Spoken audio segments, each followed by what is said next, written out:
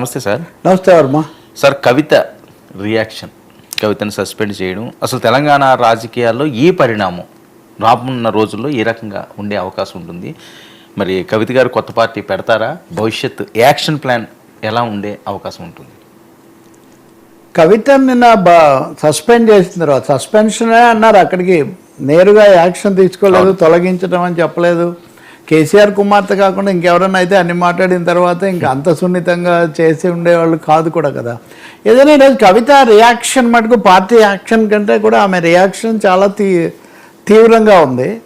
ఆ రియాక్షన్లో ఇంకా ఒకటి హరీష్ రావును టార్గెట్గా చేశారు. హరీష్ రావు అంత అయితే రేవంత్ రెడ్డి వెనకున్నాడు, ఇది చాలా తీవ్రమైన ఆరోపణ. ఇంకొకటి కుట్ర జరుగుతుంది, కేసీఆర్ మీద కాదు కేటీఆర్ మీద కూడా కుట్ర జరుగుతుంది.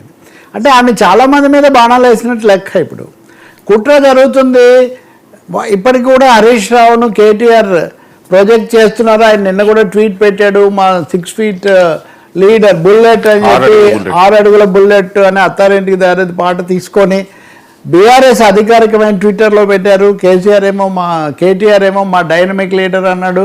సో పార్టీ సాలిడ్గా హరీష్ రావును మేము హరీష్ రావుతో ఉన్నాము మీతో లేము అని చెప్పిన తర్వాత కూడా ఆమె హరీష్ రావునే టార్గెట్ చేస్తున్నారు. రెండవ విషయం, హరీష్ రావు కేటీఆర్ని కూడా టార్గెట్ చేస్తున్నారని చాలా రోజులుగా మీలాంటి వాళ్ళు ఇంకొకరు బయట మీడియా వాళ్ళు మాట్లాడుకున్న స్టోరీస్లో ఉన్నటువంటి ఇతివృత్తం థీమ్ ఇప్పుడు కేసీఆర్ కుమార్తె ఆ పార్టీ నుంచి వైదొలుగుతున్న కవిత నోటి నుంచి రావటం అనేది తీవ్రమైన విషయం.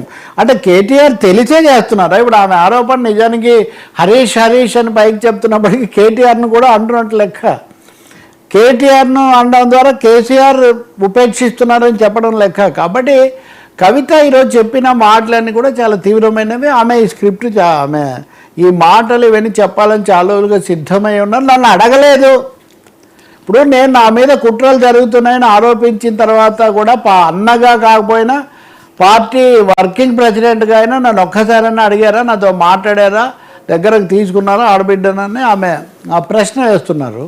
ఇప్పుడు ఆ ప్రశ్నని ఇటు తిప్పి కూడా వేయచ్చు, మీరు ఒక్కసారి ఏమైనా మాట్లాడారా, మాట్లాడాలని ప్రయత్నిస్తే కూడా కుదరలేదా? ఉదాహరణ కేసీఆర్ను కలుసుకోవడానికి వెళ్తే ఆయన కలుసుకోలేదని, లేదా మనవన్ని దీవించి పంపించాడని ఇట్లాంటి స్టోరీస్ మనం విన్నాం.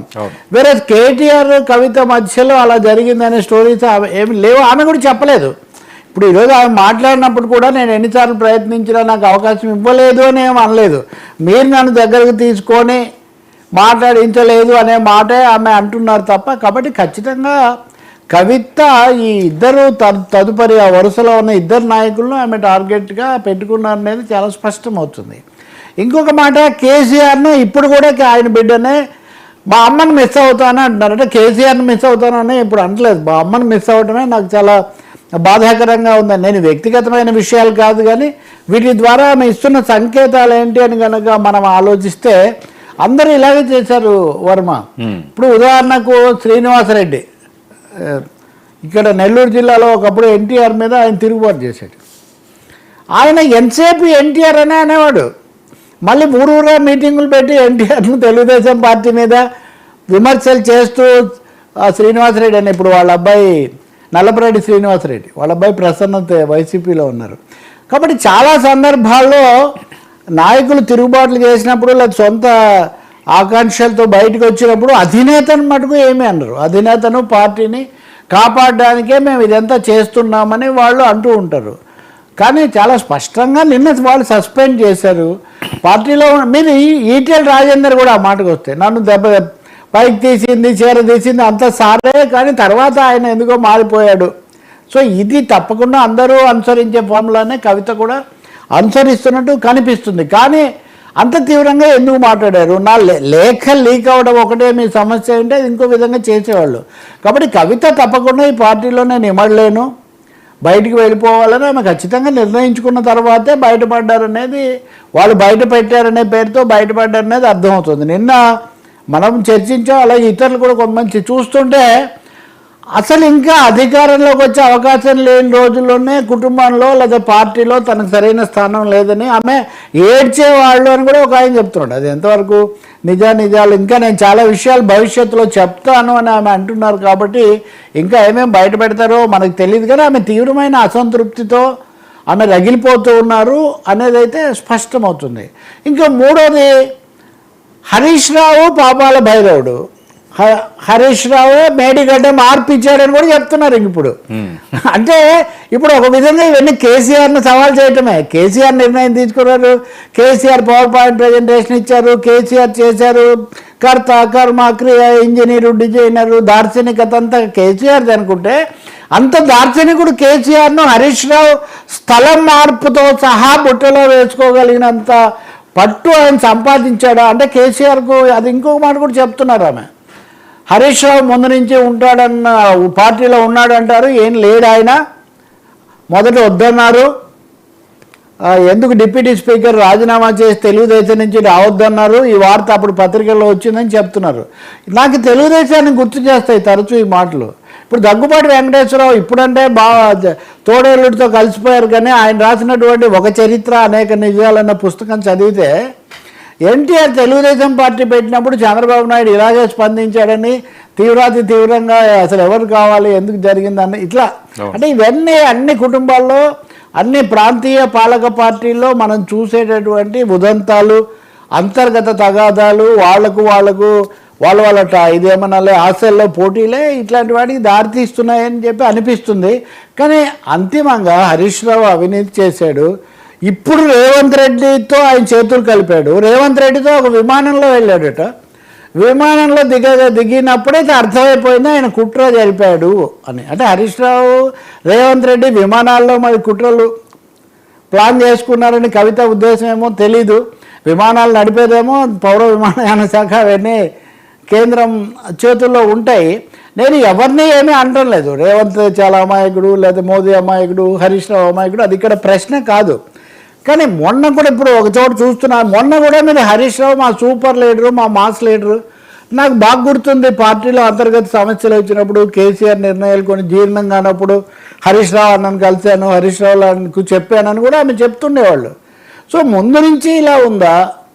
మీరు కూడా రాలేదని కొంతమంది అంటున్నారు. ఉదాహరణకు పార్టీ కొంచెం స్థిరపడుతుందన్న తర్వాత అన్న చెల్లెలు అమెరికా నుంచి వచ్చారు, అప్పటి వరకు అక్కడే ఉన్నారని.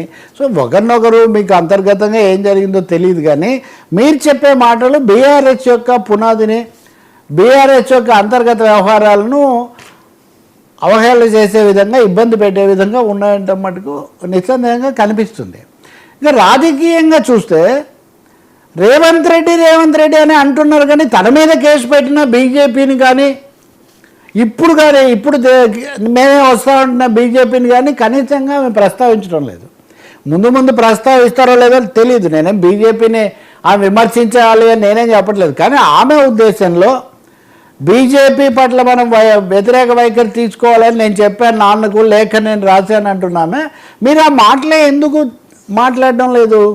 అందరి మీద దర్యాప్తులు జరిపి కేసులేసి మిమ్మల్ని కూడా ఇంకా కేసుల్లో ఉంచింది బీజేపీయే కదా, వాళ్ళు ఆస్పిరెంట్స్ కదా.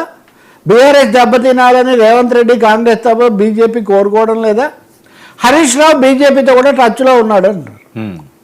రేవంత్ రెడ్డితో టచ్లో ఉన్నదాన్ని ఇంత తీవ్రంగా చెప్తున్న మీరు అన్నీ సర్వాధికారాలు రేవంత్ కంటే ఒక 100 రెట్ల అధికారాలు ఎక్కువ ఉన్నటువంటి బీజేపీతో ఆయన సంబంధాలు ఏంటి? బీజేపీ పాత్ర ఏంటి? ఆపరేషన్ ఫామ్ హౌస్ ఏంటి? మీ మీద కేసులో నిజాలు ఏంటి? అప్పుడు ఏం జరిగింది? ఏమీ చెప్పట్లేదు. కాబట్టి ఆమె ఒక సంతోష్ను కూడా ఆయన సినిమా తారలతో ఫోటోలు దిగడము, ఆ విధంగా కొన్ని ప్రయోజనాలు పొందడం అని ఆయన గురించి కొద్దిగా చెప్పి వదిలేస్తున్నారు. రామన్నను కూడా హెచ్చరిస్తున్నారు. అంటే బీఆర్ఎస్ ఇంకా ప్రమాదంలో ఉంది, గండంలో ఉంది, కుట్రలు జరుగుతున్నాయి అనేటటువంటి రేవంత్ రెడ్డి బీఆర్ఎస్ను హస్తగతం చేసుకుంటాడు హరీష్ రావు ద్వారా అని కవిత సందేశం పంపిస్తున్నారా? అదే నిజమైతే మరి పార్టీలో ఉండి ఇంకా రక్షించడానికి కాకుండా బయటకు వచ్చేసి వాళ్ళు సస్పెండ్ చేస్తే మీరు రాజీనామా ఇచ్చేస్తారు కదా.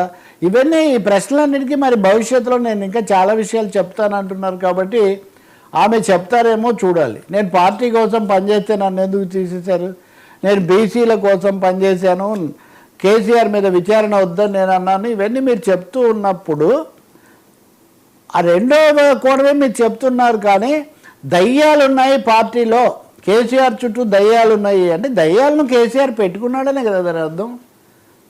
అందువల్ల కవిత మాటలు ఏ పార్టీలో ఎవరైనా ఇతర రాజకీయ విధానాలు వేరు, కానీ కవిత మాటలు మరింతగా